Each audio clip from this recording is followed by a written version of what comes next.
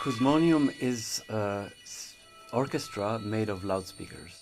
It comes from the term acousmatic music, which is music that is really centered on the act of listening without having to see where it comes from.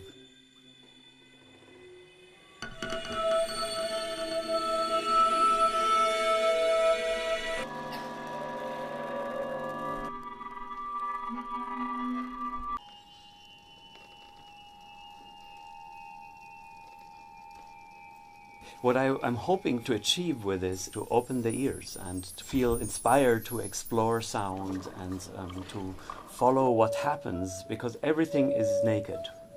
We are not covering up our technology. It's very primitive technology. It's deliberately low-tech. It's ramshackle. We are composers. With us, everything is exposed. So I am hoping that people will see, oh, this is what happens when you point this crazy little speaker upwards, and which actually moves around on its little mount and points the sound in different directions. So I'm interested in them taking home, oh, this is very interesting.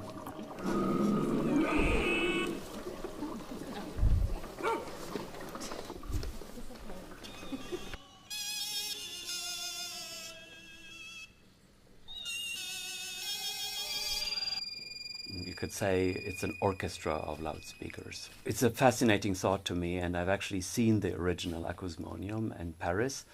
And what was so interesting to me was to think of a way to actually move these loudspeakers, because loudspeakers are very fixed entities. So when they project the sounds, it's rather frequency dependent. So what if we were able to move these loudspeakers around and address the reflection patterns in a space? So the sound would be reflected in different ways if once we could actually mount them on mobile fixtures. And that was the initial idea for the Eastman Mobile Acousmonium.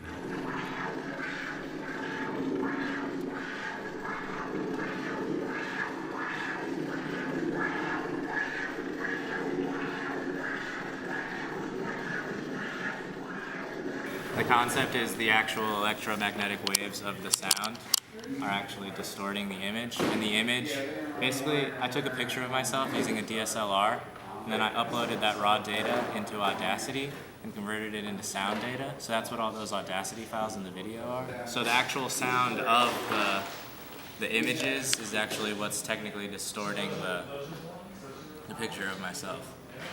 So it's kind of like a self-portrait. That's what I'm calling it. All the data is just that one image.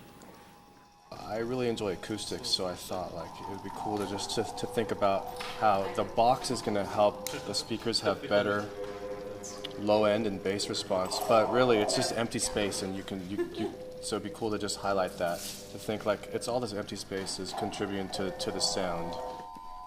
So the same way we would treat an orchestra, we are actually studying what frequencies this particular instrument is best at reproducing, or what color, what character this particular object has. And then we're writing pieces that address these particular attributes. I've taken this nice, pristine, sort of spherical space, and literally, with the loudspeakers that we have in EMA, I've just crumpled everything up so that instead of moving in a circle, the sound source might actually move in this fashion, or it might actually take this direction.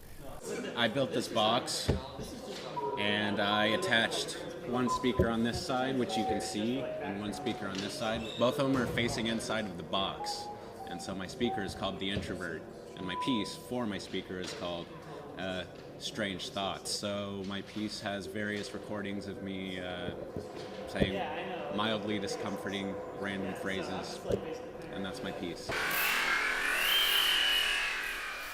We are all composers here at Eastman. The students are mostly composers from the composition department, but we have some instrumentalists too. But one of the challenges of this project, compositionally speaking, is once you have this array of instruments, you have to write a piece for them. So that not only did they have to create an instrument and conceive it, sketch it out and realize it and then control it, but they also had to write a piece. And that piece has to be optimized for the capabilities of this instrument.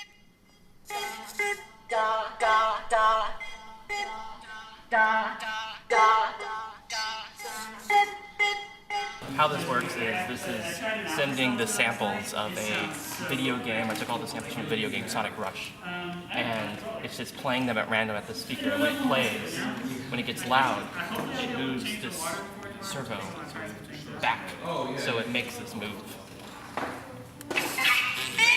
It causes it to turn around and send the sound all over the place.